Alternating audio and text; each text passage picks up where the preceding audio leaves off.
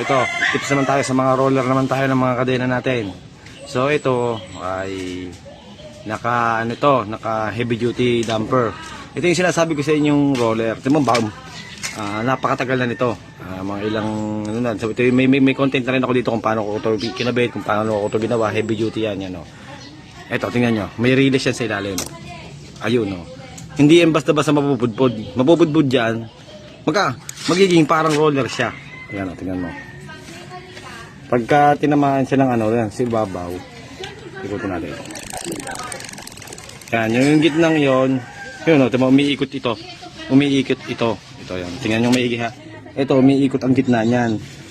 Parang release na rin yan pag nagtagal yan o. Yun o. Umiikot yung, yun. Kita nyo. Tanda natin. Yun, umiikot o. Yan o. Yan yung impact na o yan o. Yan. Kaya smooth ang ano pagka may roller. Yan. Parang nililinis. Parang tigalinis ko na rin siya ng kadena. Hindi na nga ako naglalangis eh. Bihirang-bihira na, patak-patak na lang, basta-basa lang. Ayan. Ayan, siya lang.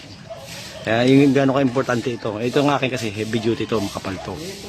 Ito yung ginawa ko talagang fabricate talaga. Yan o, may release siya sa ilalim.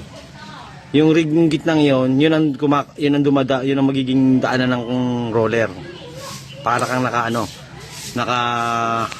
naka-slider. Ayan o. Ayan. Ulitin natin ulit. Ayan. Ayan ha. Tingnan nyo ha. Iikot yan. Kung saan yun, gumugil-kita nyo yun. Nagiging roller siya. Roller slider. Ayan. Pero ito ay heavy duty ito. Kita nyo may ply. Bago pa niya maubos yan. Ako, pagkaapuhan na yan. DFHB with heavy duty damper.